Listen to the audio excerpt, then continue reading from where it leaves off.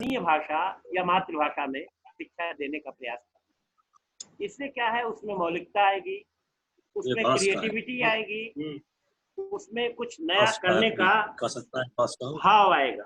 तो अगर हम ये देखें कि राष्ट्रीय शिक्षा नीति जो है प्राथमिक, माध्यमिक और उच्च शिक्षा से जुड़े अनेक पहलुओं का समावेश करती है, और वास्तव में राष्ट्रीय शिक्षा नीति जो है, इसकी जो संकल्पना है, इस संकल्पना का उद्देश्य है कि हमारे देश के विकास के लिए जो अनिवार्य आवश्यकताएं वह पूरी की जाए।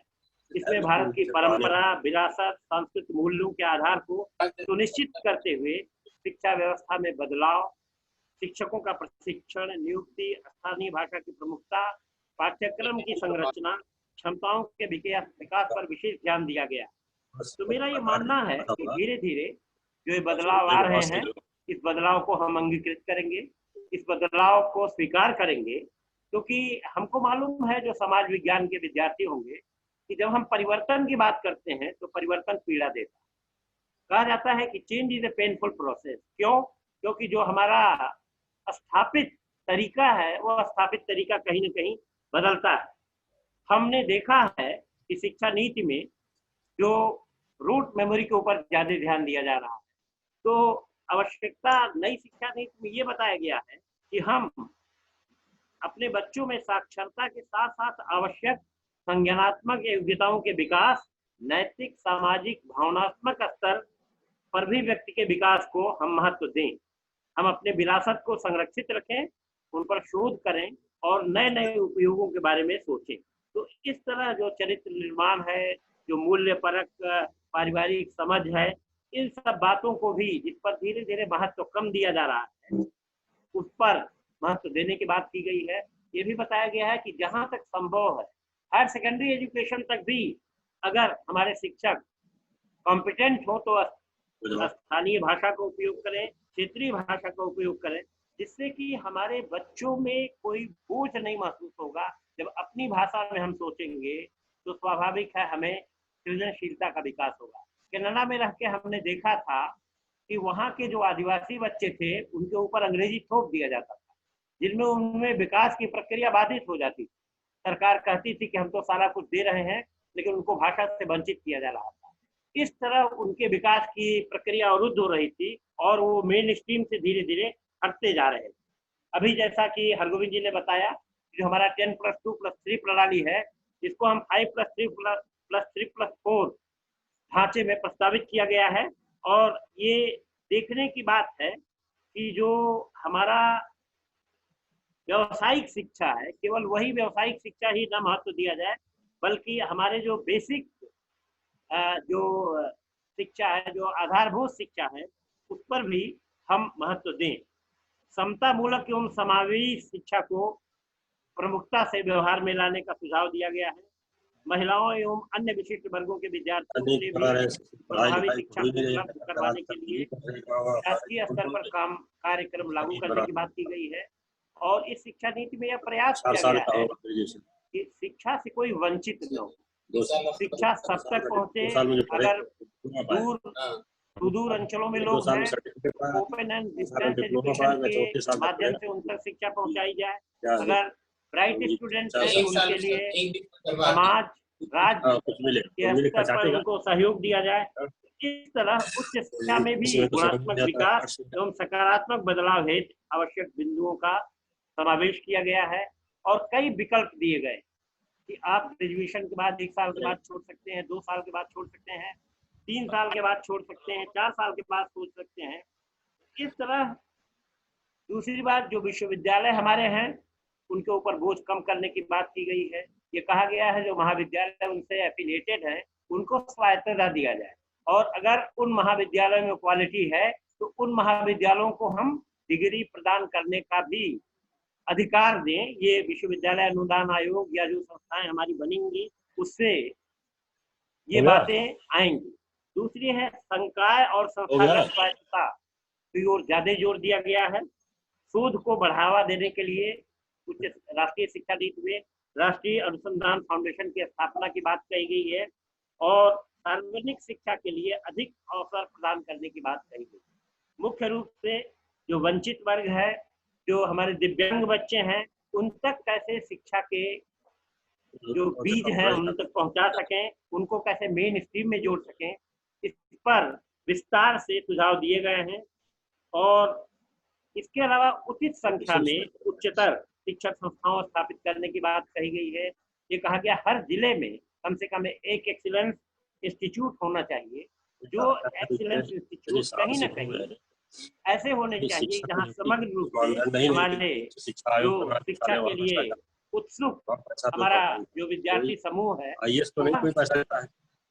शिक्षा के अवसरों को तब्दील कर सके अपने विकास के लिए। छात्र गतिविधि एवं उनकी भागीदारी बढ़ाने की बात की गई है। छात्रों को संस्थाओं में चिकित्सा सुविधाएं मिले, उनका बीमा कराया जाए, यह सुनिश्चित करने का प्रयास किया गया है। इसके लिए संस्थागत और राज्य के स्तर पर सहयोग करने की बात की गई।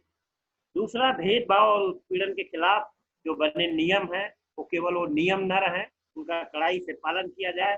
दूसरी बात ये की गई है कि जो बहुविषयक शिक्षा की बात की गई, बहुविषयक शिक्षा का अर्थ ये है कि अगर कोई सोशल साइंस का बच्चा हो, साइंस पढ़ना चाहता है, तो उसे साइंस पढ़ने का अवसर दिया जाना चाहिए। इसी तरह साइंस का बच्चा है, सोशल साइंस पढ़ना चाहता है, तो उसको सोशल साइंस पढ़ने की इच्छा दिया जाए। और क्रेडिट ट्रांसफर की बात की गई। तो इस तरह जो कुछ क्रांतिकारी विचार सुझाए गए हैं, निश्चय ही अभी हमारे वह पहुंच के परे है, लेकिन मेरा मानना है कि आने वाले समय में ये सारा कुछ गुण दोषों के आधार पर इसका हम विश्लेषण करेंगे, इसको आत्मसात करने की कोशिश करेंगे। दूसरी बात, उच्चतर शिक्षा की जो रेगुलेटरी अथॉरिटीज हैं उसमें आमूलचूल परिवर्तन की बात की गई है। अभी जैसे आपको जानकारी होगी कि जो कि हायर एजुकेशन से जुड़े हैं, यूनिवर्सिटी ग्रांट कमीशन ही सारी चीजों को देखती है। अब यूनिवर्सिटी ग्रांट कमीशन के अधिकारों को कम किया गया है, बल्कि एक जो बार काउंसिल ऑफ इंडिया है, जो AICTE है, ये सबको मिला करके एक नए नियामक के स्थापना की बात की जा रही है, जिसमें उसके 4 ब्रांचेज होंगे। एक ब्रांच अनुदान देने से जुड़ा होगा, एक ब्रांच जो रेगुलेटरी अथॉरिटी के रूप में काम करेगा, एक ब्रांच जो रिसर्च वगैरह को प्रमोट करने का काम करेगा। तो ये सारी संकल्पनाएं जो कस्तूरी रंगन जी के नेतृत्व में ये हमारा जो शिक्षा का भाव है उसको करने की बात की गई है।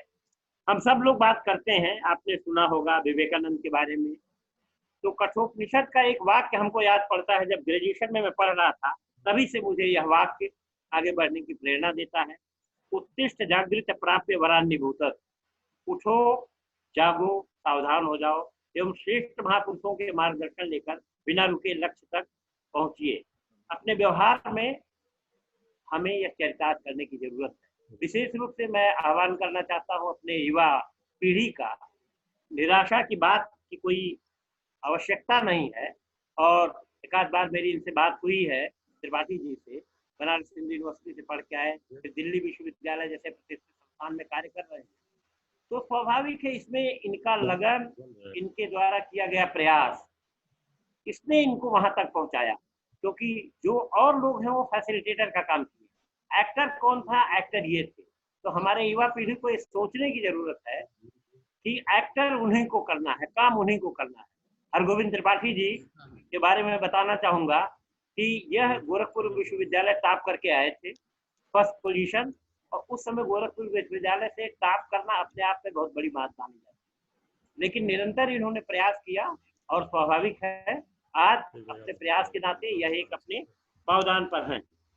मुझे ये भी जानकारी है कि हम अपने संस्था, अपने परिवार और ऐसे सभी लोग हमारे कहीं न कहीं विकास में सहायक के रूप में हमारे साथ हैं, हमेशा उनके प्रति हमको नमन करना चाहिए, हमेशा उन्हें याद करना चाहिए आदर के साथ। और आज शिक्षक दिवस के अवसर पर मैं विशेष रूप से ये संदेश देना चाहूंगा कि उन्होंने जो आपको दिया यही आप दूसरे को देने की कोशिश करिए। इस कड़ी को टूटने मत दीजिए, इस कड़ी को जोड़िए और कड़ी को आगे बढ़ाइए। निश्चय ही हमारा समाज आगे और बढ़ेगा, समाज प्रगति कर रहा है और ऐसा देश का कोई नगर नहीं है जहां पर हमारे समाज के लोग हो न। और जब हम उनके पास जाते हैं तो कहीं ना कहीं हमसे जुड़ने का प्रयास करते हैं। मेरा ख्याल है कि हमको आशावादी होना चाहिए और इन नए प्रयासों में जुड़ने पर जिस तरह का हम अपने सीमाओं के अंदर मदद कर सकते हो हमको करना चाहिए।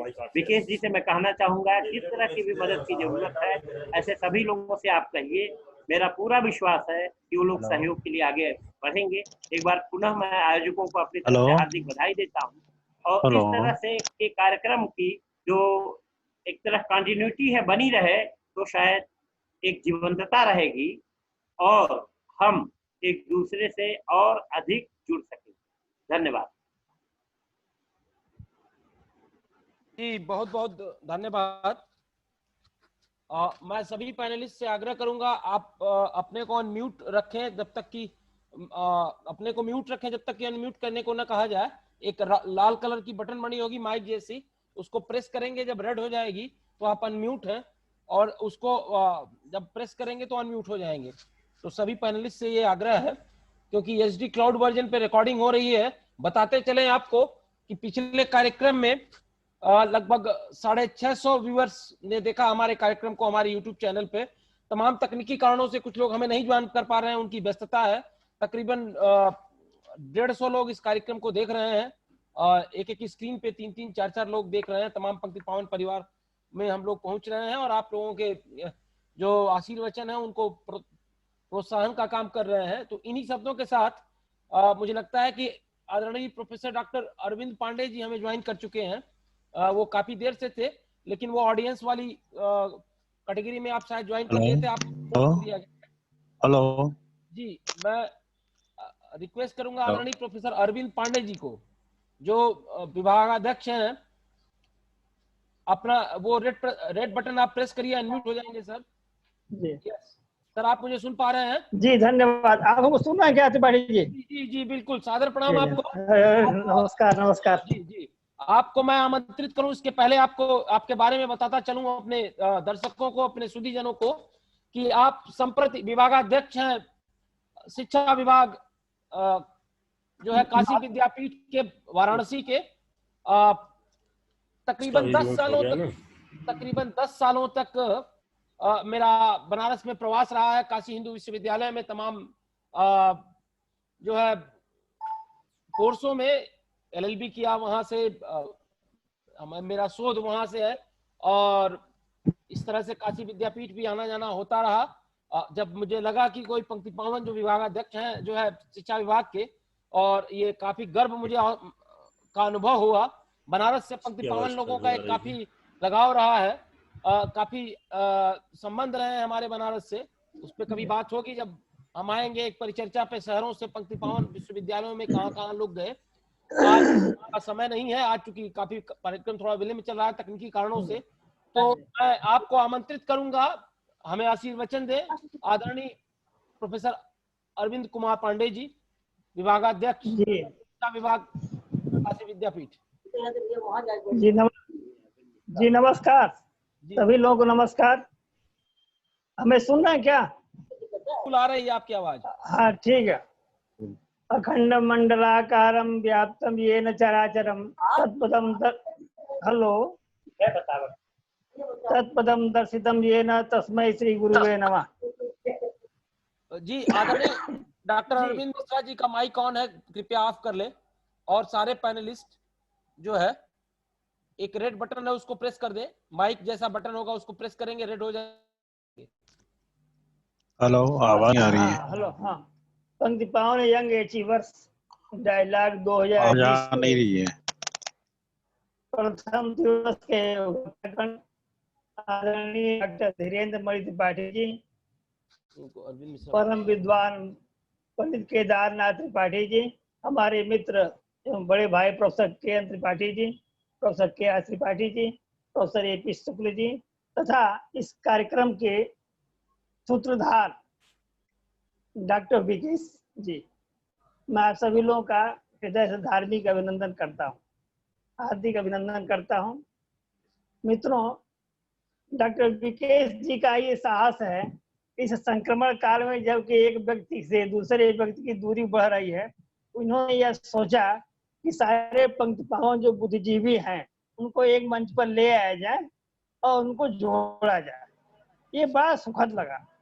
और वो भी एक ऐसा पावन दिवस चुना जो हमारे राष्ट्र के सबसे बड़े मनीषी डॉक्टर राधा कृष्णन जी के जन्म दिवस के रूप में मनाते हैं। यूँ तो भारतीय परंपरा में हम गुरु पूर्णिमा मनाते हैं, लेकिन आजादी के बाद डॉक्टर सर्वपल्ली राधाकृष्णन की जयंती मनाने का एक प्रचलन हुआ। मित्रों, आजादी बाद संभवतः दर्शन के क्षेत्र में इतना बड़ा विद्वान पैदा नहीं हुआ जिसकी ख्याति पूरे विश्व में हो। आप अंदाजा लगा सकते हैं कि डॉक्टर राधाकृष्णन जी जब दक्षिण में थे और वहां से जब वो कलकत्ता में उनको प्रोफेसरशिप ऑफर हुई तो रेलवे स्टेशन तक उनके विद्यार्थी घोड़ों की जगह अपने जुट गए और रेलवे स्टेशन तक उनको ले आए। दूसरी जो सबसे बड़ी महानता है, काशी विश्वविद्यालय में जब कुलपति के रूप में उनको स्थान देने की बात हुई तो हमारे काशी हिंदू विश्वविद्यालय शिल्पी मालवीय जी स्वयं कलकत्ता गए थे और उनके पैरों पर अपनी पगड़ी रख दिए थे और कहे थे, महाराज आप काशी हिंदू विश्वविद्यालय में चलिए और वहां पर कुलपति पद को स्वीकार कीजिए। देखिए, दो बड़ी विभूतियों का मिलन है। और तब राधा कृष्णन जी ने कहा एक शर्त होगा कि हम वेतन नहीं लेंगे। स्वीकार हुआ और राधा कृष्णन जी यहाँ आए। आप जानते हैं वो अपने जमाने के विश्व विस्तृत विद्वान थे और राष्ट्र सेवक भी थे, राष्ट्रभक्ति भी थी। 1942 में जब पूरे देश में अंग्रेजों का दमन चल रहा था, उन्हीं के प्रयास से कैंपस में पुलिस नहीं घुसी, उन्होंने पुलिस को रोक दिया था। एक ये विल पावर। मित्रों, यह जो आज है डॉक्टर राधाकृष्णन को स्मरण करने का है। उनके भाने से आचार्य की जो गुण है, गुण धर्म है, उसको स्मरण करने का है। हमारे आचार्यों द्वारा कहा गया है वेदों में, वयम राष्ट्र जागृयाम देवा, आइए हम राष्ट्र के देवताओं का जागरण करें। मित्रों, ये जो पंक्ति पावन हम लोग समाज हैं, हम लोग गुरु हुआ करते थे, गुरुओं के भी गुरु हुआ करते थे। तंत्र में कहा है श्री गुरुवे नमः, परम गुरुवे नमः, परमेष्ठि गुरुवे नमः। तो हम लोग परमेष्ठि गुरु के श्रेणी में आते थे। क्यों आते थे? उसके दो कारण थे।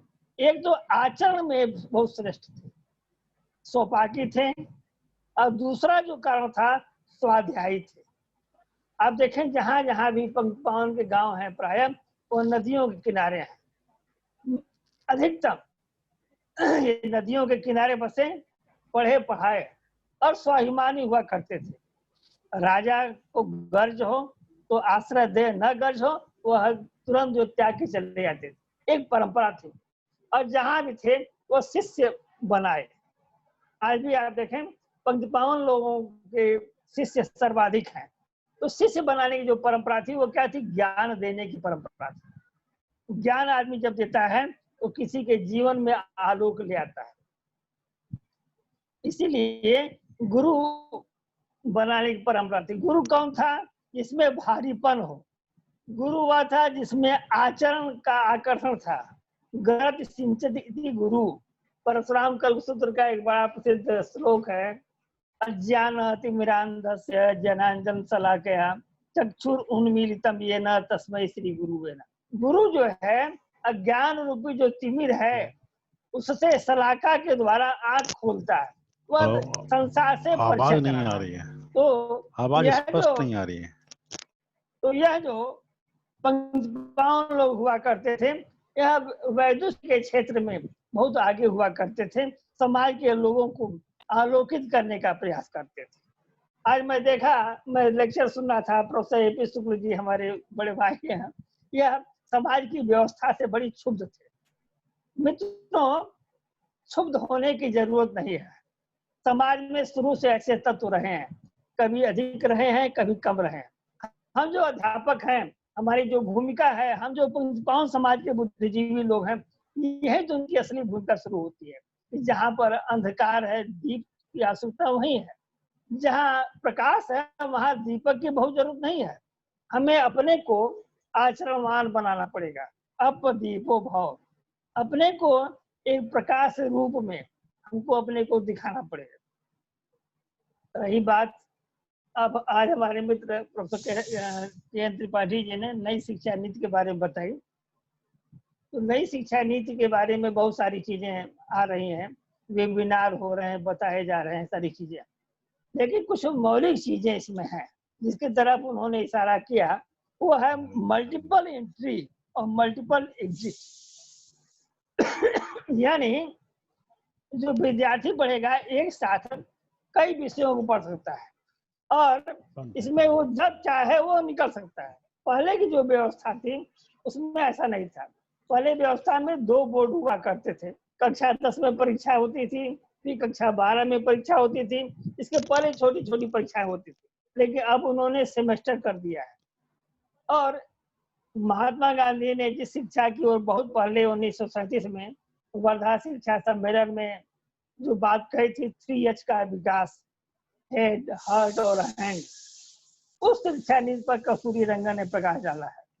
जिन विषयों को हम मानते थे कि यही बच्चों को पढ़ना चाहिए, सोशल साइंस, लैंग्वेज साइंस आदि, प्लम्बरी, इलेक्ट्रिसिटी, इन सारे विषयों को हम लोग हेय मानते थे, लेकिन नई शिक्षा नीति में इन विषयों को भी स्थान दिया गया। भारतीय परंपरा में हमारे गुरुजी पंडित विद्यानिवास जी कहा करते थे कि यहाँ पर लोग साक्षर कम थे, ये सही बात, लेकिन शिक्षित थे। आज जो है शिक्षित अधिक है, साक्षर अधिक है, लेकिन शिक्षित कम है। क्यों? क्योंकि शिक्षित जो व्यक्ति है उसमें विद्या होती है, विद्या विनय संपन्न ब्राह्मणे कवि हस्ति, विद्या होती है, विनय होता है। लेकिन आज आप देखें, आज जो जो हमारे यहाँ देश में लिटरेसी का रेट बढ़ रहा है, वैसे वैसे हत्याएं बढ़ रही हैं, सामाजिक अपराध बढ़ रहे हैं। क्या कारण है? होना यह चाहिए कि अस्पताल यदि अधिक खुले तो रोग कम होने चाहिए, लेकिन हम देख रहे हैं जो जो अस्पताल खुल रहे हैं रोगों की संख्या बढ़ती जा रही है।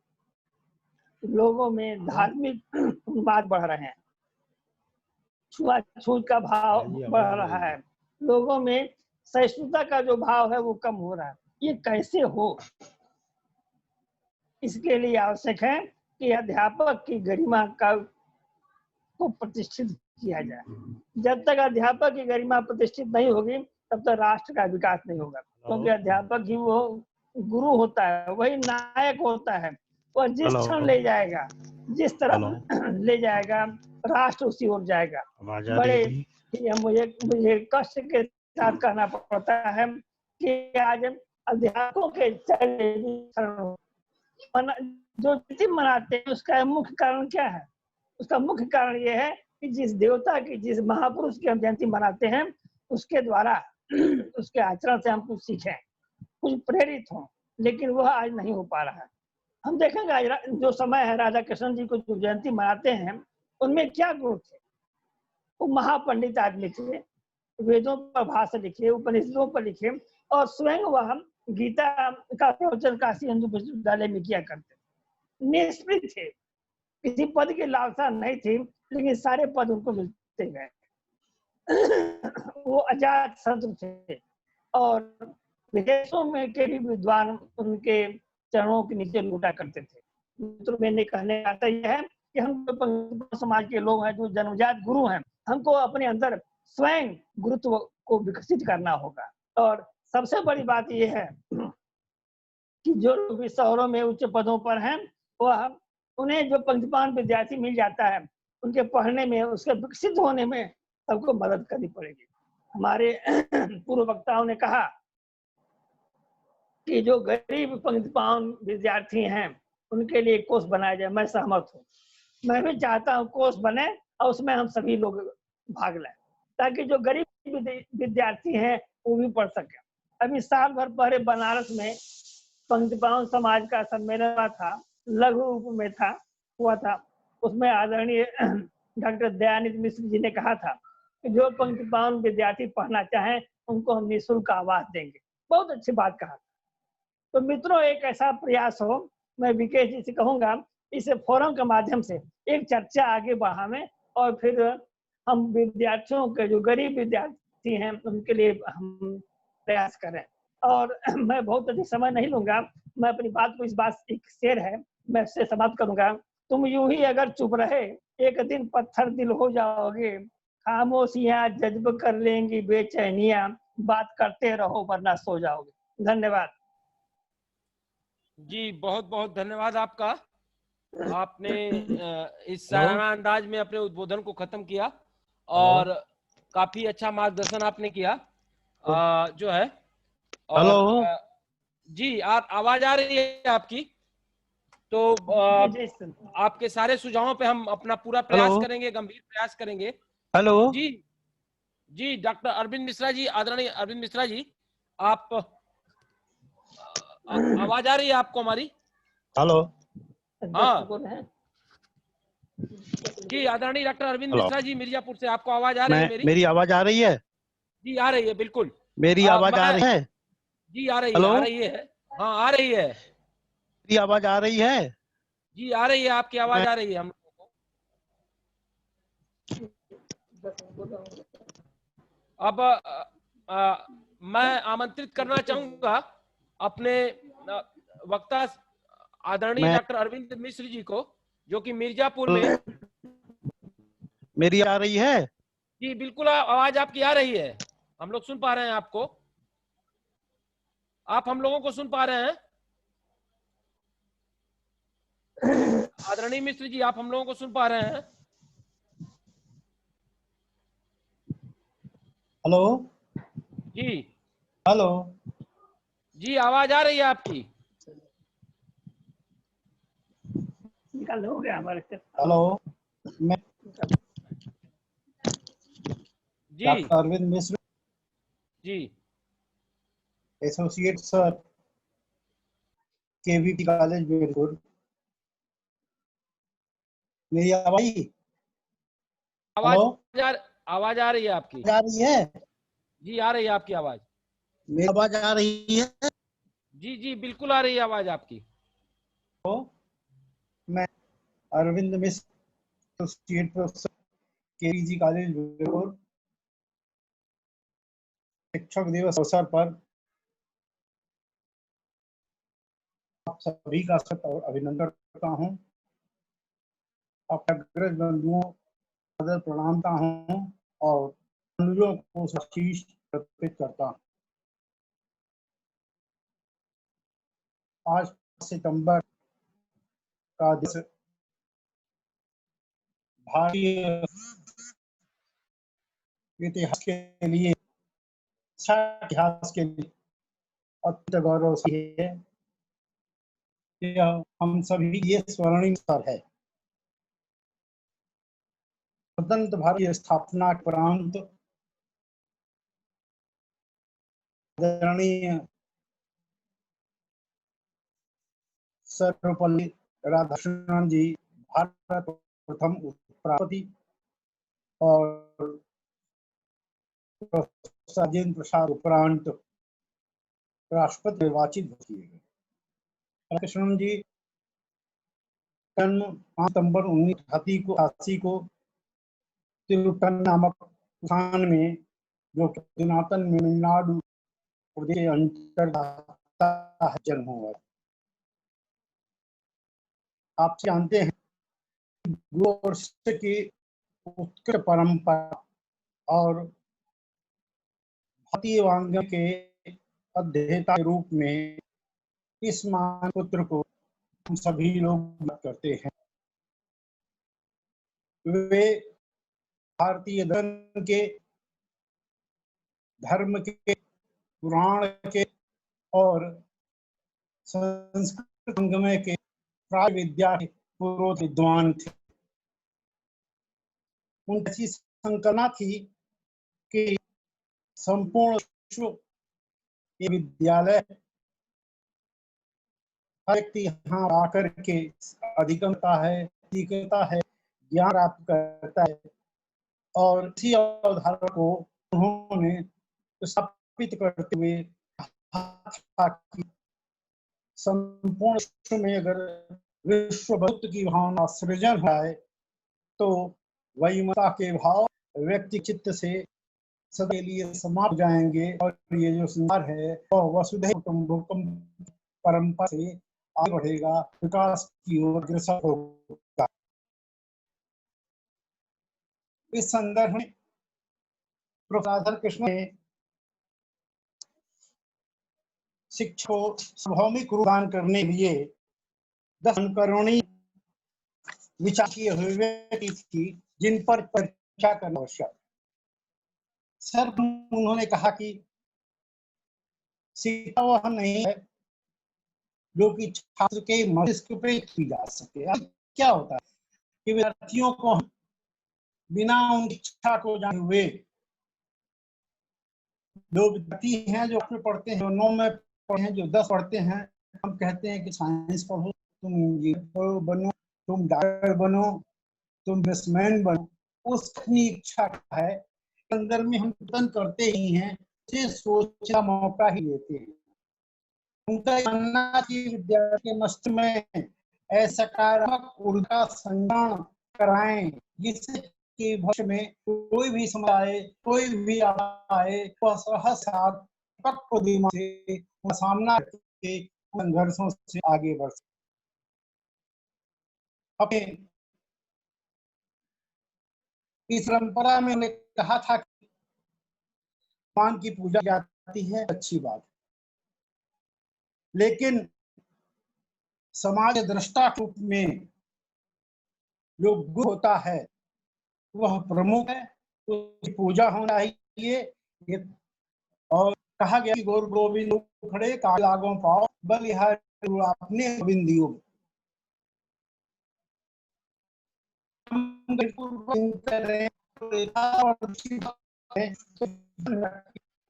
संस्कृति का निर्माण उन महर्षियों वैज्ञानिकों के द्वारा हुआ जो स्वयं विचार करने की सामर्थ्य थे तथा जो देश और काल गौरवयुआ गंभीर अनुसंधान करते थे और इस तरह से ज्ञान का उपयोग प्रेय श्रेय एवं कल्याण भी करते। ऐसा था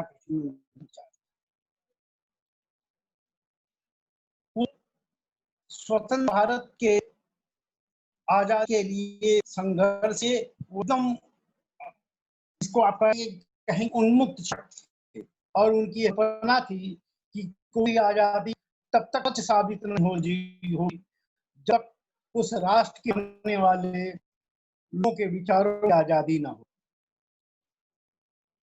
अगर राष्ट्र किसी व्यक्ति को स्वच्छंद से सोचने की आजादी देता है तो उस देश उस सज का जो है वह पूर्ण विकास नहीं हो सकता है, वह सज जो है आगे नहीं बढ़ सकता। किसी राजनीतिक सिद्धांत को सत्य की खोज करने कोई भी राजनीतिक दल हो, आज बड़ी समस्या है कि कोई राजनीतिक दल का है वह विद्वानों के ऊपर उस काल की संस्कृति और सभा के लिए दबाता है। राघवन जी कहते थे कोई भी राजनीतिक दल हो, कोई भी राजनीतिक सिद्धांत हो, उसे कोई अधिकार नहीं है कि वह जो है शिक्षक के क्या नाम है स्वतंत्र चिंतन पर किसी प्रकार का दबाव डाले और शिक्षक को इस पर बाध्य नहीं होना चाहिए कि अपनी स्वतंत्रता को जो है वो बेचे। शिक्षक के द्वारा मानव मस्तिष्क का उपयोग किया जाना चाहिए, अतः विश्व को इकाई मानकर शिक्षा प्रबंधन करना चाहिए जिससे कि राष्ट्र संपूर्ण निर्माण हो सके। ज्ञान हम श्रेय और प्रेय के मार्ग पर चलने की शक्ति प्रदान करता है, इसलिए श्रेय और प्रेय दोनों मार्ग मिलना चाहिए। जब हम श्रेय मार्ग पे श्रेय और प्रेय मार्ग पे नहीं होंगे तो निश्चित रूप से किसी न किसी तरह से हमारे शिक्षा के मूल्यों में शिक्षा का परिणाम मुक्त नात्मक होना चाहिए जो कि ऐतिहासिक परिस्थिति में आपदा से लड़ने की शक्ति प्रदान करे। कहा ना कि शिक्षा का परिणाम एक मुक्त रचनात्मक व्यक्त होना चाहिए जो ऐतिहासिक परिस्थिति में और दैविक आपदाओं परिस्थिति में लड़ने की शक्ति वर्तमान में जैसे कोरोना महामारी है, तो अगर हम इस महामारी संघर्ष के लिए मानसिक रूप से अपने को सक्षम नहीं बनाएंगे और केवल सोचेंगे इस महामारी से बचूंगा या बचूंगा, मैं उसके निषेधात्मक पक्ष ही ध्यान दूंगा, सकारात्मक पक्ष ध्यान नहीं दूंगा, तो निश्चित रूप से हमारी अपरिपक्व जो है मुझे और मानसिक रूप से संतुष्ट कर देगी, ऐसा मानना था प्रोफेसर कृष्ण जी का। परिणाम एक मुक्त रचनात्मक व्यक्ति होना चाहिए, ऐसी परिस्थिति आपदाओं लड़ने की शक्ति प्रदान है ना, कि शिक्षा ऐतिहासिक आपदाओं से लड़ने की शक्ति प्रदान करता है। पुस्तक साधन है जिसके माध्यम से हम विभिन्न संस्कृतियों के बीच में पुल निर्माण करते हैं। संस्कृत में भारत भाषाओं को लेकर के, भारतीय संस्कृति को लेकर एक कहा गया है, जिसकी पंक्तियां हम आप संदर्भ में सुनाएंगे। देशे अनेक अनानि रूपाणि अनानि अनेक रूपाणि अनेक भाषा वयं सर्वे सर्वे भारतीय प्रियं व्रतं मे सथा शनीयं धनाय धानानं धराय धानम् इदं भारतं दैवकेन। तो भारत में विभिन्न संस्कृतियां हैं, विभिन्न जाति हैं, विभिन्न धर्म हैं, लेकिन सबके बीच में एक क्रमबद्ध श्रृंखला है कि हम सारी संस्कृतियों के साथ, सारे धर्म के साथ, सारे समाज के साथ, सारे रिवाजों को एकाकार करते हुए सबको है अपने अपने धर्म में सोचने के स्वच्छ करते हुए किस तरह जो है संस्कृति का, सब भाषा का आदर है, सम्मान करें, मान करें और किसी के जो है किसी प्रकार की व्यवस्था के भाव जाग न करें।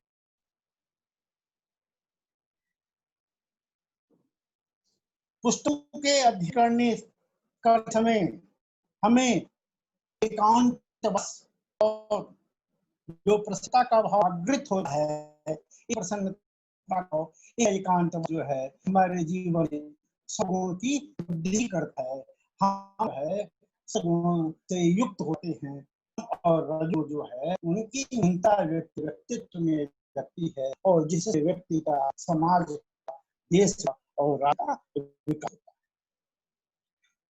के सभी गठन अगर अभावी हो जाए तो सत्य जो है छिप जाए, असत्य जो है आगे बढ़ाए, ऐसी स्थिति में अज्ञान जो है ज्ञान से शाली हो जाएगा और जो सन्मार्ग में चढ़ने वाले जो व्यक्ति हैं उन दुर्दशा हो जाएगी। इसलिए हमेशा अपने ज्ञान के द्वारा चित्त में उत्पन्न होने वाले सभी प्रकार के का स्थापन कर देंगे। ये आचार्य राधाकृष्णन जी के सूत्र थे जिनका उन्होंने जीवन पालन किया, जिससे उन्होंने संकल्पना की ये जो भारतवर्ष है वह किस से होने की चिड़िया जाएगा और किस तरह से है भारतवर्ष जो है विश्व गुरु रूप में स्थापित। आगे राधा कृष्ण के जन्म दिवस पर एक उनके मित्र शिक्षक राष्ट्रपति भवन में लिखा हुए 1966 बात है, उनसे निवेदन किया कि मैं आज जन्मदिन मनाना चाहता हूँ। उन्होंने कहा अगर आप मेरा जन्मदिन मनाना चाहते हैं तो इसको शिक्षक दिवस रूप में बनाइए। मेरा जन्मदिन सभी शिक्षकों के कल्याण के कल्याण के लिए, देश के कल्याण के लिए, समाज के कल्याण के लिए जो है ये बढ़े ही मेरी कामना है। और इस में सभी लोग आज से सहमत हो गए और सहमत के बाद जो है उन लोगों जो है चाहे राजसूर जी के जन्मदिन जो है शिक्षक दिवस के में मनाना शुरू किया। और ये पर एक बात और कहने की आवश्यकता है। 1893 में ब्रिटिश गवर्नमेंट ने राधाकृष्ण प्रोफेसर होकर के उन्हें उपाधि दी। विदेशों में है, होने के बाद ऑनर के रूप में सर की उपाधि दी है। यह हमारे यहाँ आर्य जो है इसके लिए श्रेष्ठ है, इससे हमारे यहाँ आचार्य है। स्वतंत्रता प्राप्ति के बाद राधाकृष्ण जी ने इसके औषध को समाप्त करते हुए उन्होंने कहा नहीं, अब आवश्यकता नहीं है, मैं एक देश आभूषण लेकर जीवन यापन करूं। इन्होंने इसको खारिज कर दिया, इसको समाप्त किया, इसके को ही कर दिया जो सर की है, मैं घोषित होनी चाहिए। 1954 में भारत के राष्ट्रपति डॉक्टर राजेंद्र जी ने उन दार्शनिक, शैक्षिक, धार्मिक क्रियाओं से ओतप्रोत होकर के उन्हें रत्न से सम्मानित किया। आज राधाकृष्ण जी के जीवन काल की घटनाओं आपके सामने संक्षिप्त रूप प्रस्तुत किया, क्योंकि आज के दिन भारतीय शिक्षा पे अगर उनकी चर्चा नहीं जाए अच्छी बात नहीं होगी, क्योंकि हम सबको कहीं नहीं जो है तो हमको कहीं न कहीं जोड़ना है, देश राष्ट्र को शिक्षा के माध्यम से आगे ले जाना है, क्योंकि शिक्षा ही समाज की और जैसी इच्छा होगी, जैसा समय पर उपदेश आ जाएगा, राष्ट्र उस अनुसार बढ़ेगा। अभी हमारे प्रधानमंत्री जी की इच्छा की भारत में विश्व के रूप में स्थापित हो, प्रधानमंत्री जी की में ही हम की इच्छा है, हम सबके हैं अपने पुराने को प्राप्त कर सकें। कैसे प्राप्त करें, इसमें कुछ बाधाएं हैं और उसका समाधान है, समस्या समाधान लेकर आती है, ऐसा नहीं है। तो अभी जो नई शिक्षा नीति घोषित हुई है उसमें बहुत अच्छी बात है कि 5 तक विद्यार्थी जो है अपनी भाषा में, अपनी क्षेत्रीय भाषा में जो है वो सीखते हैं। एक अच्छी बात है, किसी बहाने हम अपनी भाषा का आश्रय करेंगे, क्षेत्रीय भाषाओं को आगे बढ़ाएंगे। और अभी क्षेत्रीय भाषाओं की लेनी है संस्कृत, संस्कृत की गौरवशाली परंपरा है, संस्कृत के वेद, उपनिषद, अरण्य और लौकिक संस्कृत, संस्कृत का व्याकरण, संस्कृत का धर्म, संस्कृत का दर्शन, संस्कृत की मीमांसा, ये सारी चीजें एक भाषाओं के उत्थान के लिए भारत में संरचनात्मक संस्कृति के विकास। के साहित्य को दिखे हैं रिपोर्ट होके। कभी कभी इच्छा होती है तो लोग प्रगल प्रलाप लेते हैं, संस्कृत भाषा है तो क्या है, वह समाज साक्ष्य नहीं है, उसकी विश्वसनीयता और वैधता लेकर के प्रगल प्रलाप करते। आप मैं बता दूं कि मम्मट काव्य प्रकाश में क्या है, काव्यम शिष्यकृते अर्थकृते व्यवहारिदे शीलेक्षते अंत सम्मितो उपदेश युजे सद्यः पर। कैसे विद्या अर्थ करी है, काव्य शिष्यकृते, कालिदास आदि कवियों ने काव्य की रचना के, साहित्य की रचना के, काव्य से स्थूल है, आप समझिए उसको साहित्य के रूप में समझिए कि एकदम यश साहित्य की रचना करके यश प्राप्त। इत्यादि ने क्या किया, काव्यम यश अर्थ करते ग्रंथ रचना करके प्राप्त किया। ऐसा नहीं है कि संस्कृत वांग में अर्थ ही नहीं है, पूरा भैवा लिख करके पढ़ डालना वांग में इस दो में है कि संस्कृत का जो व्याकरण है वह कंप्यूटर की प्रथम भाषा के रूप में स्वीकार किया गया।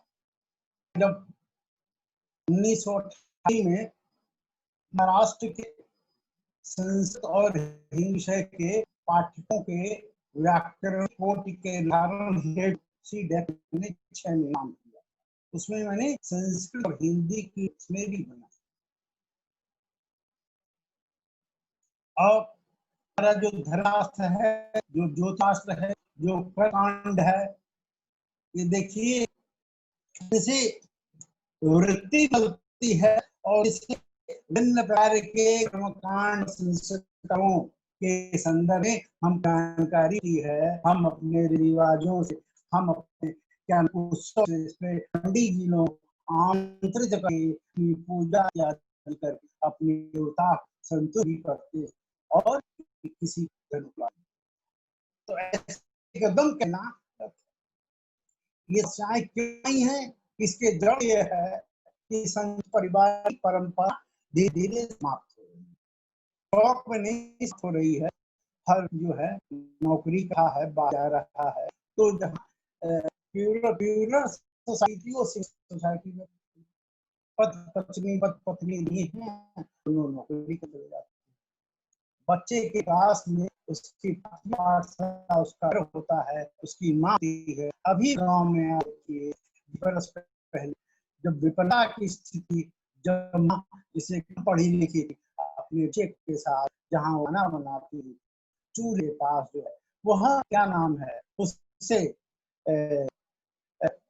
क्या नाम है मिट्टी से बच्चों को अक्षर उसकी बुनाई अलग जो है अपने माँ को, अपने पिता को, अपनी माता को, अपने आज को जानता की एक पहचान थी, उसमें एक गंध थी।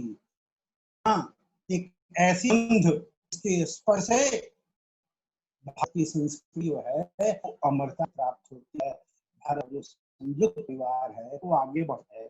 मैंने कहा कि शौक से नहीं, मजबूरी से कहीं कहीं जो है इसमें। अब देखिए शुरू परंपराओं से वैदिक वांग्मय में देवताओं की ऋषियों ने मंत्र दान किया। वो जो शुद्ध परंपरा से वह जो वांग्मय विकसित हुआ, उस वांग्मय के सृजन के साथ साथ कांतर में लौकिक संस्कृति के अंतर्गत के बुजुर्ग होते, पुराण की, महाभारत की, पुराण की, भागवत की, पंचतंत्र की कंठस्थ रखते और जब उनकी पीढ़ी आती तो पीढ़ी को है क्या करते थे, ज्ञान वापस अंतरण बचते थे।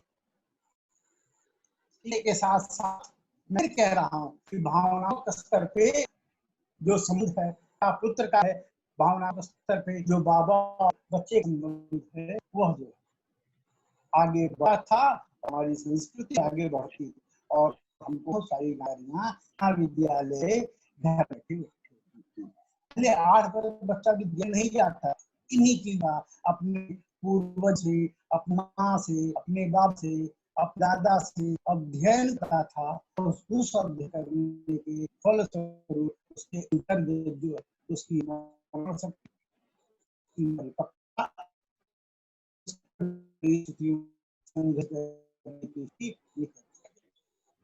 आज हो रहा है। आज बड़े बच्चों अंग्रेजी किसी भाषा को दिल नहीं हूँ, हिंदी हो, भाषा हो, अंग्रेजी हो, उर्दू हो, पर्शियन हो, फारसी, कोई भाषा, हर भाषा के अंदर कुछ ग्राह्यता होती है, इसे ग्रहण की जाती, लेकिन अंग्रेजी में पढ़ करके उसकी अंग्रेजियत अगर के ऊपर हावी हो जाए तो निश्चित रूप से अपनी संस्कृति आपको दूर हो जाए। अच्छा बच्चा है वो अंग्रेजी अच्छा जानता है, लेकिन हिंदी पर का कोई कमांड नहीं है। उससे कहो 79 लिखो, 89 लिखो, 78 लिखो, 76 लिखो,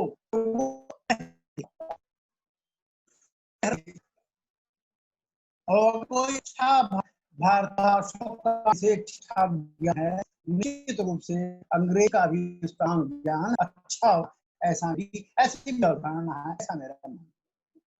तो मैं वहीं जाके संयुक्त बच्चे माँ बाप दो चले गए नौकरी करने, बच्चा माँ क्या किया कि रख दिया डे केयर में दिया। अब बच्चे अंतर्गत माँ के प्रति जो नई सर है उस भी मशीनों में आ गए, मशीनी में आ गया, जिससे जो है विपर्य हुआ, हमारी संस्कृति का ह्रास होगा, हम आगे। तो सबसे महत्वपूर्ण इस तरह है कि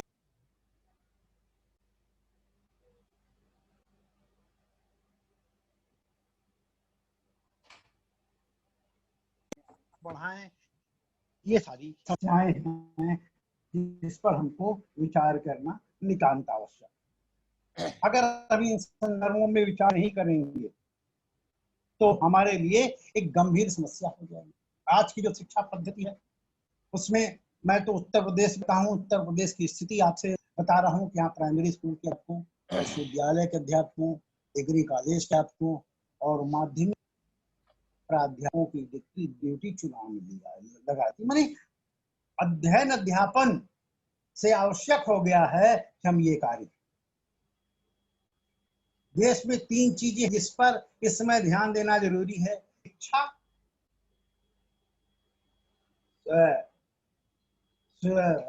शिक्षा, रक्षा और स्वास्थ्य। शिक्षा हम सकल उत्पाद का 6% अगर देंगे तो क्या विकास होगा? कैसे हम आगे बढ़ेंगे, कैसे हम बढ़ेंगे, कैसे हमारा समाधान होगा? ये गंभीर प्रश्न है। पूरा जो शिक्षा है उसका पूरा निजीकरण किया जा रहा है। जो अध्यापक हैं, अब आज मैं अखबार पढ़ रहा था, उसमें था कि अध्यापकों की नियुक्ति नहीं होगी, सरकारी अध्यापकों की नियुक्ति नहीं होगी, वो मानदेय पे नियुक्त होंगे, वो संविदा नियुक्त होंगे।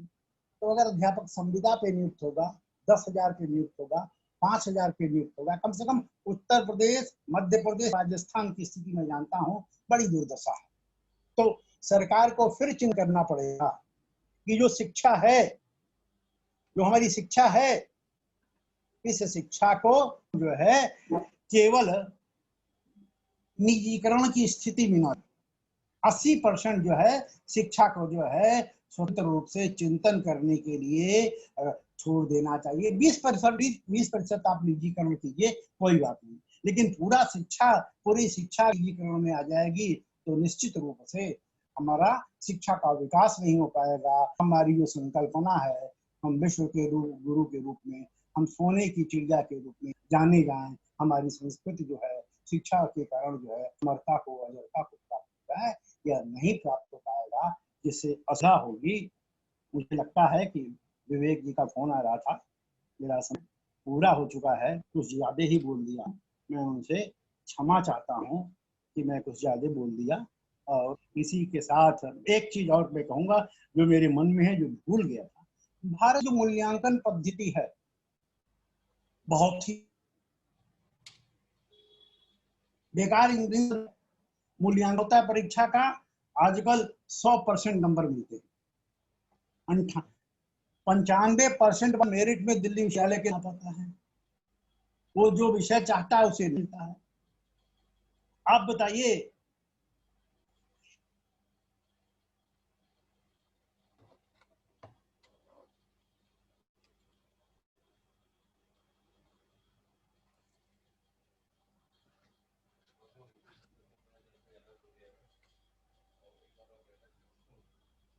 जी मुझे लग रहा है कि आप तकनीकी कारणों से कुछ आपसे संपर्क टूट गया है।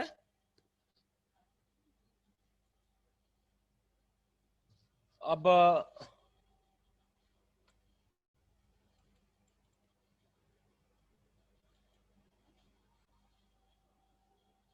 आपका चूंकि उद्बोधन समाप्ति की ही ओर था, तो चूंकि समय की भी प्रतिबद्धता है,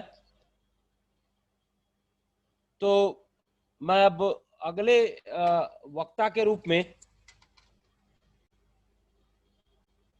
आदरणीय अरविंद जी, सुन पा रहे हैं मुझे?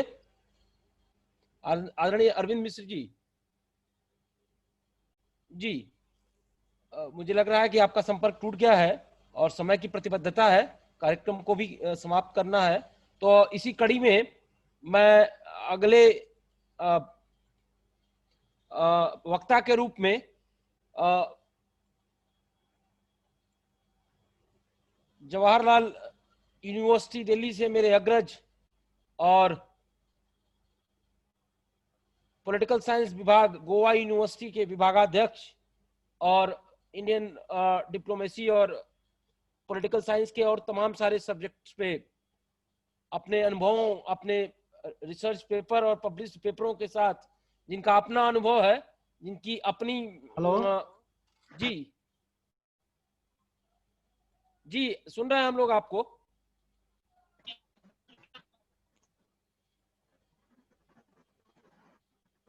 हेलो, तो मैं आमंत्रित करना जी हेलो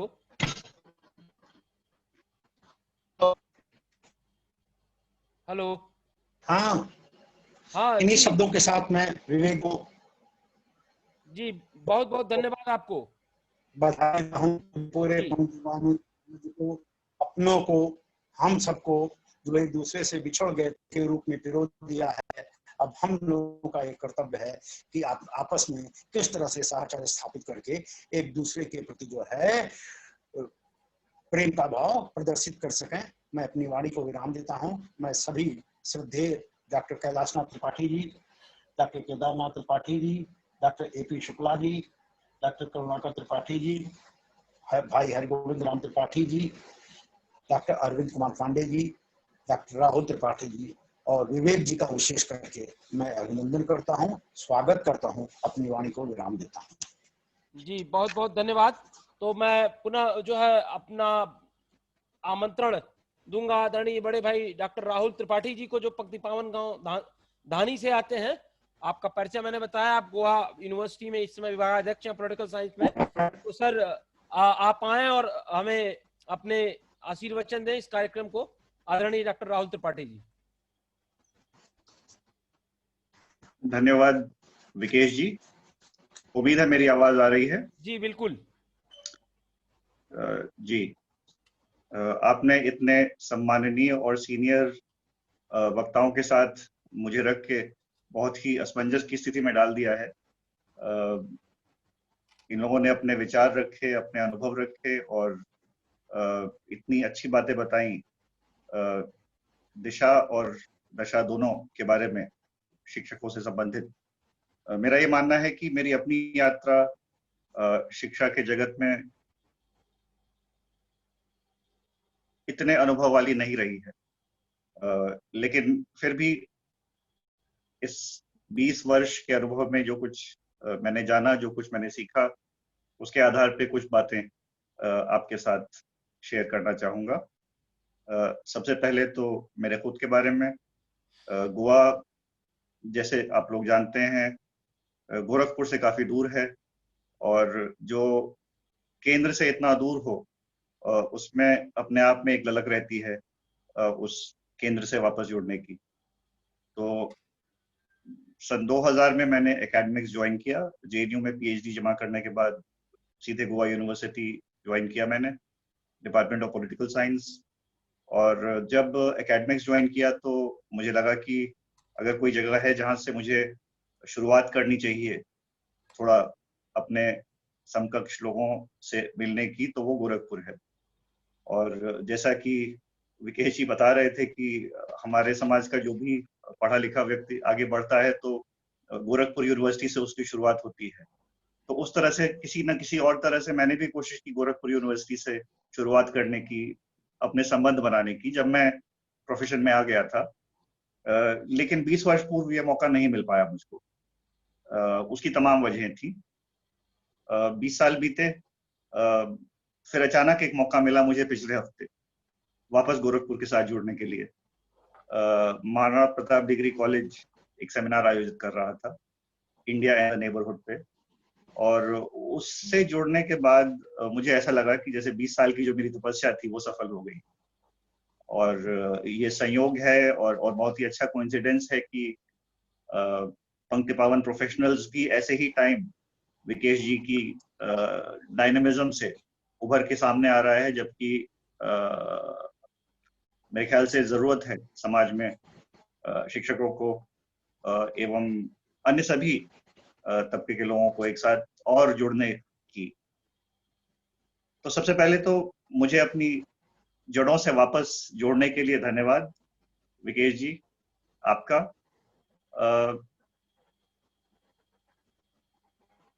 शिक्षक होने के नाते आज क्या भूमिका है हम लोगों की, और गोवा जैसे प्रांत में आप एक एकदम अलग तरह के माहौल को देखते हैं, अलग तरह के स्टूडेंट्स हैं, अलग तरह की आकांक्षाएं हैं। जिस तरह हमारे तरफ यूपी बिहार में लड़के शुरू से ही एक कॉम्पिटिटिव स्पिरिट में आगे बढ़ते हैं, यहाँ पे उतना लेवल ऑफ कंपटीशन नहीं है, लेकिन तभी एक जिज्ञासा, चीजों को जानने की तत्परता वो पाई जाती है यहाँ भी।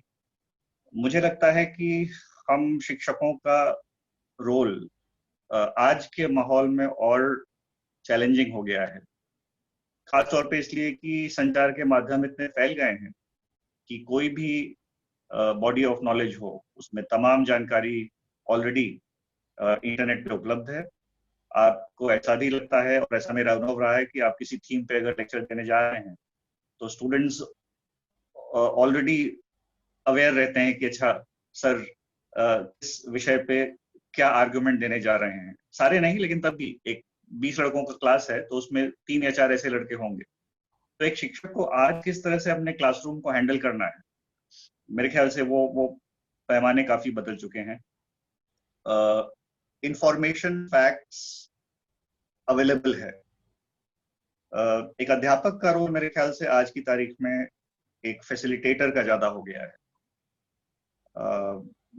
मैं लकी रहा इस मामले में कि जिस विश्वविद्यालय से मैं पढ़ा, हालांकि आजकल वो विश्वविद्यालय गलत वजहों के नाम से जाना जाता है, जवाहरलाल नेहरू विश्वविद्यालय, और जिस स्कूल में मैं था, स्कूल ऑफ इंटरनेशनल स्टडीज, जिससे कि विकेश जी भी जुड़े रहे, वहाँ के शिक्षकों ने कभी अपनी आइडियोलॉजी थोपी नहीं। तमाम पक्ष बताए राजनीति के, अंतर्राष्ट्रीय, राष्ट्रीय राजनीति के, ये आप पे छोड़ दिया गया कि आपको क्या दशा तय करनी है। शायद इसी वजह से हम में से कुछ एक लोग ये तय नहीं कर पाए कि हमें लेफ्टिस्ट होना चाहिए या राइटिस्ट होना चाहिए। शायद ये एक पॉजिटिव फैक्टर भी रहा हम लोगों के लिए कि हम लेफ्टिज्म और राइटिज्म दोनों को उसकी वीकनेसेस और स्ट्रेंथ के बेसिस पे देख पाए। तो आजकल राजनीति शास्त्र में मैं एक अलग विधा शुरुआत करना चाहता हूं, और विकेश जी आप उससे जरूर जुड़िएगा। मध्यमार्गी पॉलिटिक्स, जो पॉलिटिक्स ऑफ सेंट्रिज्म से काफी हटके होगी। वो रूटेड भी है इंडियन कल्चर से, सोसाइटी से, और वो सेंट्रिस्ट पॉलिटिक्स भारत जैसे देश में मुझे लगता है कि उसकी आवश्यकता हमेशा रहेगी। तो जब मैं अपने स्टूडेंट्स को पॉलिटिक्स और पॉलिटिकल साइंस पढ़ाता हूँ तो मैं कहता हूँ कि देखिए, बहुत ज्यादा इजम्स में आप लोग मत पढ़ें। इजम्स को जाने इसलिए कि ठीक है ये थॉट्स रहे हैं, वो इंस्ट्रूमेंट्स हैं आपके लिए नॉलेज के बेसिस तक पहुंचने का, लेकिन अपनी पहचान को आप बनाइए किसी भी क्षेत्र में तो उसमें एक अपनी इंडिपेंडेंट सोच डेवलप कीजिए। तो हमारे टीचर्स ने ये सोच डेवलप की, और मुझे लगता है मैंने प्रयास किया है कि एज अ शिक्षक अपने छात्रों में भी वो बात कहीं ना कहीं डालूं।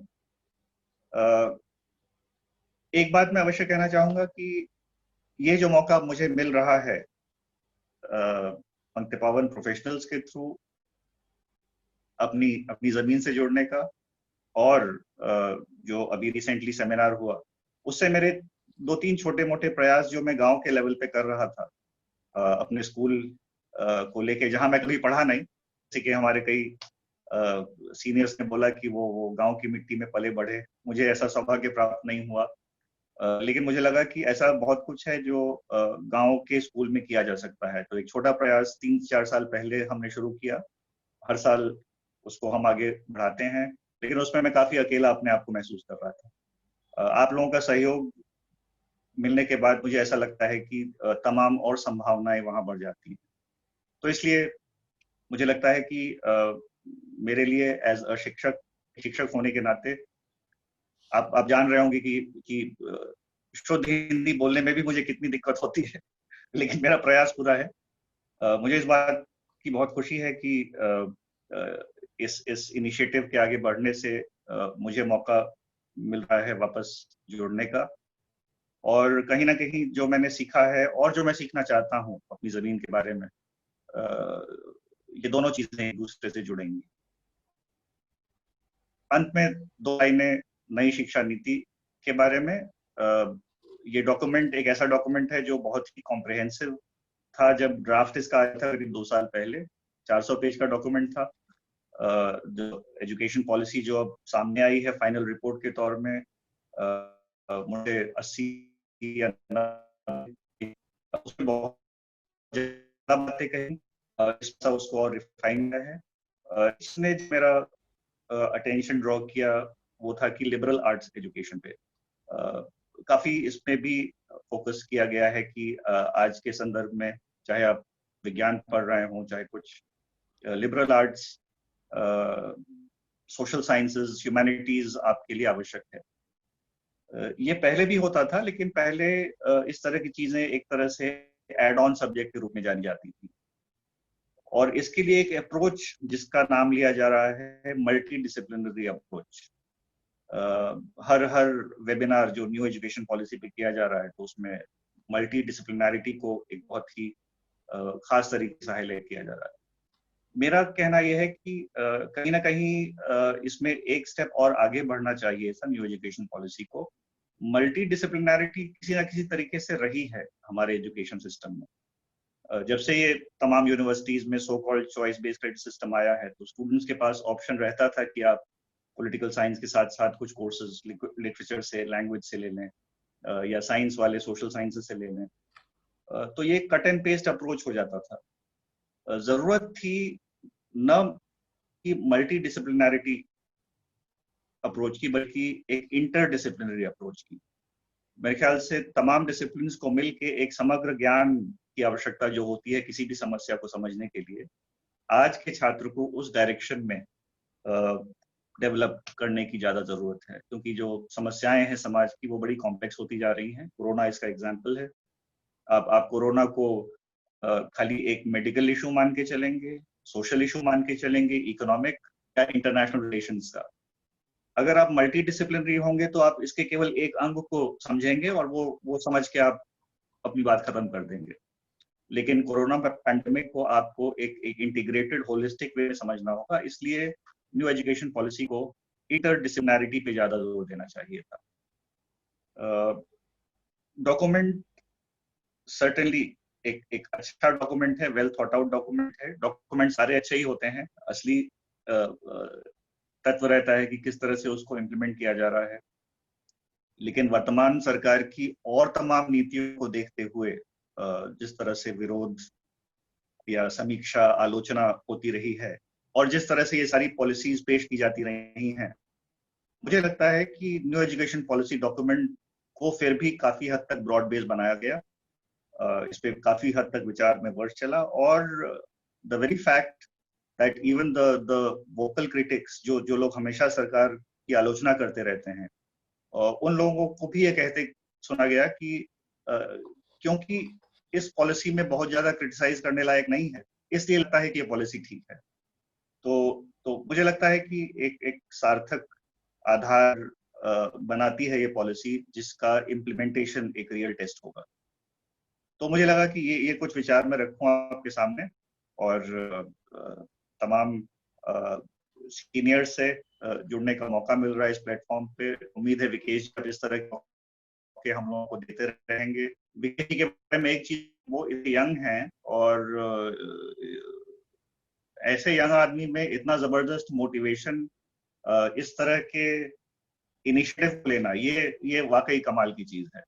मतलब अगर आप 60-65 साल के होते और तब सोचते समाज को जोड़ने में, जैसा कि हम लोग जब बच्चे थे तब देखते थे सीनियर लोग करें तब समझ में आता। तो विकेश जी मेरे अपने लिए शोध की वस्तु हैं, इन पे मैं शोध करूंगा कि कैसे आजकल का एक न्यू यंग इंटेलेक्चुअल इतना रूटेड रह सकता है।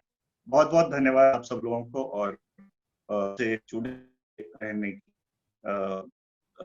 मुझ में हमेशा आशा और इच्छा बनी रहेगी। धन्यवाद। आप के जो है व्हाट्सएप विजडम के लिए, और बताता चलूं मैं अपने श्रोताजनों को और सबको कि प्रोफेसर डॉक्टर राहुल त्रिपाठी अपने समाज के कुछ ऐसे लोगों में से हैं जो इंडियन डिप्लोमेसी पे और हमारे नाइबरिंग रिलेशंस पे, खास करके इंडिया नेपाल, इंडिया बांग्लादेश, मैं सिर्फ इसलिए क्योंकि आप मेरे जेएनयू से अग्रज आते हैं, मेरे उस स्कूल से आते हैं जहां से मैं आपके बाद गया। शायद मुझे लग रहा है कि उस स्कूल में आपके मुझे मौका मिला, सौभाग्य मिला जाने का। रहा सवाल जेएनयू के बारे में, सौभाग्य से मुझे मौका मिला गोरखपुर विश्वविद्यालय से चल के काशी हिंदू विश्वविद्यालय और वहां से इलाहाबाद विश्वविद्यालय होते हुए जवाहरलाल नेहरू यूनिवर्सिटी पहुंचने का, और वहां से भारतीय विधि संस्थान, और अब मैं प्रेजेंट दिल्ली विश्वविद्यालय में कार्यरत। इस तरह से मुझे विश्वविद्यालयों में किसी न किसी में मुझे कार्य करने का मौका मिला, कभी कहीं शोधार्थी के रूप में, कहीं ग्रेजुएशन के छात्र के रूप में, कहीं जो है एमफिल के स्टूडेंट के रूप में, तो कहीं एलएलएम के स्टूडेंट में, तो कहीं बीएड के स्टूडेंट के रूप में। जेएनयू को लेकर मैं जहां तक कहना चाहूंगा, क्योंकि आज बात जेएनयू की हुई, मैं बड़ा आभारी हूं कि आपने ये चर्चा छेड़ी कि जेएनयू को सिर्फ कुछ घटनाओं से आप जज मत करिए। कभी आइए जेएनयू, आपको यकीन मानिए आज भी जेएनयू अपने स्ट्रक्चर के नाते जाना जाता है, अपने उस रिसर्च सेटअप के नाते जाना जाता है। जिस तरह से वेरियस स्कूल्स हैं, जिस तरह से हॉस्टल्स बनाए गए हैं वेल प्लान वे में, और आज भी जेएनयू एक ऐसा विश्वविद्यालय है जो भारत को रिसर्च में जितना आगे ले जा रहा है, और प्रयास उस तरह से जारी है। हर विश्वविद्यालय में कुछ समस्याएं होती हैं, जेएनयू में भी पिछले सालों में कुछ समस्याएं रही। वो समस्याएं उनको ना माना जाए, उस तरह की समस्याएं काशी हिंदू विश्वविद्यालय में भी रही हैं और विश्वविद्यालयों में रही हैं, लेकिन जेएनयू उससे कहीं बड़ा है, उसका गौरव कहीं उससे बड़ा है। उसका रिसर्च, उसके अपने एल्यूमिनस अक्रॉस दी वर्ल्ड सिर्फ जो है इंडिया के अपने प्रतिमान है। तो सिर्फ कुछ घटनाओं से जेएनयू को जज मत करिए। इन्हीं शब्दों के साथ मैंने बताया आपको, चूंकि मेरा कोई बहुत अनुभव नहीं है, काफी सीनियर लोग हैं, जैसा कि आदरणीय राहुल जी ने कहा, सबके आशीर्वचन आ चुके हैं, सबके अपने शिक्षक दिवस पे।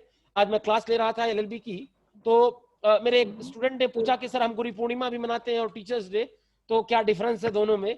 तो जैसा कि आदरणीय ए.के. पांडे जी ने बताया जो है काशी विद्यापीठ से, कि गुरु का थोड़ा सा एक दूसरा रोल होता है हमारे अपनी संस्कृति में।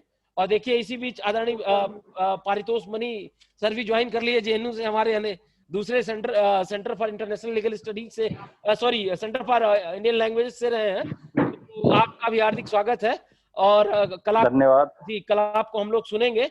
इसके अलावा पंक्ति पावन की अनिल विवेक जी हैं जो डेनमार्क में है आजकल कार्यरत, उनसे भी किसी दिन हम लोग कनेक्ट करेंगे। इस कार्यक्रम में नहीं जुड़ पाए, तो इस तरह से कुछ और हैं। और इस तरह से हमारा एक प्रयास और है कि तमाम विश्वविद्यालयों में, काशी हिंदू विश्वविद्यालय में पंक्ति पावन के जितने भी छात्र आज अध्ययनरत हैं, कितने लोग किस कैपेसिटी में एसोसिएटेड रहे, अच्छा खाला एस्पिनोस वहां से आता है, जेएनयू से आता है, दिल्ली विश्वविद्यालय से आता है। कल परम श्रद्धेय आदरणीय गिरीश्वर मिश्र जी को हम लोग सुनेंगे, दिल्ली विश्वविद्यालय में रहे हैं, वर्धा में वाइस चांसलर रहे हैं। तो इस तरह से एक प्रयास ये भी चल रहा है कि विश्वविद्यालय स्तर पे भी तमाम विश्वविद्यालय के लोगों को जोड़ा जाए, और आपके सारे सुझावों पे हम गंभीर प्रयास करेंगे। ये मैं व्यक्तिगत रूप में और पंक्ति पावन प्रोफेशनल्स ग्रुप के बिहाफ पे ये बात मैं आपसे रखता हूं। और बहुत ज्यादा समय न लेते हुए, चूंकि काफी कार्यक्रम विलंब हो चुका है, कल फिर होना है, कल फिर सबको सुनेंगे, काफी अन्य विभूतियां आनी बाकी हैं। और इन्हीं शब्दों के साथ मैं आमंत्रित करूंगा आदरणीय श्री द्विजेंद्र मणि त्रिपाठी जी को, जो कि गोरखपुर में जो है कार्यरत हैं आप, और आप का एक अपना रहा है शिक्षा के क्षेत्र, खास करके प्राथमिक शिक्षा में आप प्रधानाध्यापक हैं कंपोजिट पूर्व माध्यमिक विद्यालय बेसिक शिक्षा परिषद गोरखपुर में, जो कि एक आदर्श विद्यालय है, प्राथमिक विद्यालय है। और इसके अलावा अक्सर आपसे बातें होती रहती हैं, जिस तरह से आपने जो है जूनियर हाई स्कूल लेवल पे और प्राथमिक लेवल पे जो है नए तरह का, मैं आपको बता दूं कि कुछ एक लोग ऐसे हैं, कल आदरणीय भानु प्रकाश द्विवेदी जी हमें ज्वाइन करेंगे, जो लोग काफी अच्छा कर रहे हैं और बड़ा गर्व का अनुभव आप लोगों को जान के। तो इसी क्रम में मैं जो है आमंत्रित करूंगा आदरणीय द्विजेंद्र मणि त्रिपाठी जी को, जो है फॉर्मल वोट ऑफ थैंक्स को और अपने आशीर्वचन को सर, कि जो है हमें अभिसिंचित करें। आदरणीय द्विजेंद्र मणि त्रिपाठी जी। जी धन्यवाद। मेरी आवाज आप तक पहुंच रही है? जी जी जी, बिल्कुल बिल्कुल।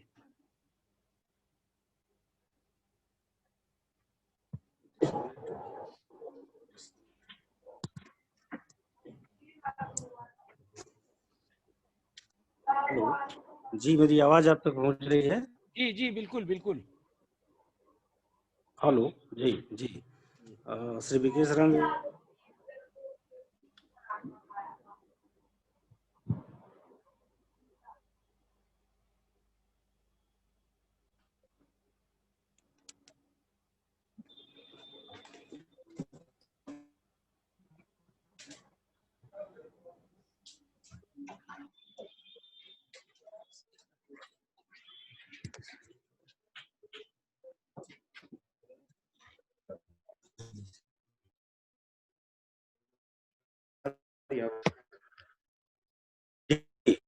विशेष धन्यवाद इस तरह के आयोजन किए, इसके संगठन के लिए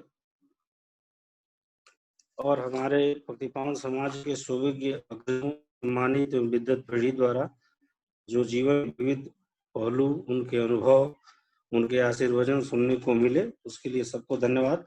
समय की अपनी सीमा है, काफी देर से हम लोगों ने बहुत सारी चर्चाएं सुनी, एक बौद्धिक विमर्श हुआ शिक्षा नीति के बारे में, सबको विशेष रूप से धन्यवाद। समय का ध्यान रखते हुए हम आज शिक्षक दिवस पर अपनी बात रखेंगे कि हम शिक्षक शिक्षा की परिभाषा शब्दों की अभिलाषा हैं, कब ज्ञान कहाँ कैसे पाएं, रहती मन में जिज्ञासा है, गुरु की महिमा सबसे गुरुतर अविचल अविरल अविनाशा है, बिन गुरु सीख मिले कैसे, मन बेवल विकल विपाशा है। इन्हीं शब्दों के साथ शायद मेरी आवाज आप तक पहुंच रही है, कुछ इंटरसेप्ट हो रही है आवाज जी, सबको धन्यवाद ज्ञापन करता हूं। ऐसे आयोजन के लिए एक बार पुनः आपको धन्यवाद। तमाम बौद्धिक विमर्श, सबका आशीर्वचन सुनने को मिला, नई शिक्षा नीति पर, अपने जीवन के विभिन्न अनुभव पर सभी सुविज्ञजनों के आशीर्वचन प्राप्त हुए। सारे श्रोताओं की तरफ से सबको मैं बहुत धन्यवाद ज्ञापित करता हूँ। जी धन्यवाद।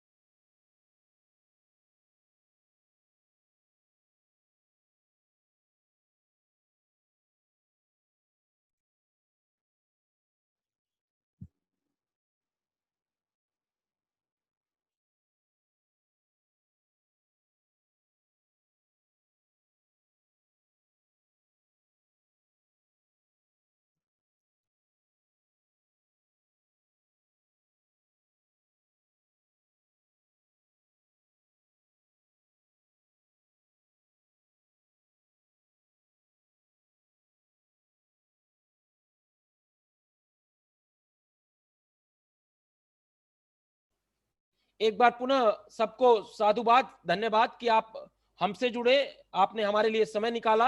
और मैं मानता हूं कि देखिए, कोई भी विमर्श जो है किसी भी समाज को बदलने का, परिवर्तन का या उसमें नई तरुणाई भरने का, वो बौद्धिक वर्ग से ही शुरू होता है। आज संख्या कम है, कल ये बढ़ेगी और बढ़ती ही जाएगी, ऐसा मुझे पूरा विश्वास है। और कि बड़े गंभीर लोगों का हमें समर्थन मिल रहा है, तो मुझे पूरी उम्मीद है कि जल्द ही एक मास मूवमेंट खड़ा होगा और सबका सपोर्ट मिलेगा। कई परियोजनाएं हैं, कई चीजें हैं, और यकीन मानिए सिर्फ हंगामा खड़ा करना हमारा मकसद नहीं है। मकसद है कि ये तस्वीर बदलनी चाहिए और बदलेगी। इन्हीं शब्दों के साथ पुनः आप सबको धन्यवाद ज्ञापन करते हुए कल पुनः मिलने की आशा के साथ आपका डॉक्टर, और मैं होस्ट से ये अनुरोध करूंगा कि इस मीटिंग को ऑफिशियली डिसॉल्व करें, खत्म करें, और पुनः मिलने की आशा के साथ। Host, kindly dissolve the meeting.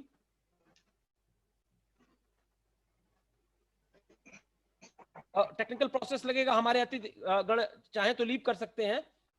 कार्यक्रम ऑफिशियली खत्म हो चुका है। कुछ ही देर में मीटिंग, चूंकि रिकॉर्ड करनी होती है, तो वो ऑफिशियली होस्ट के द्वारा इन की जाएगी। और आप सबको पुनः एक एक बार जो है धन्यवाद। Host, if you are listening me, kindly end the meeting officially.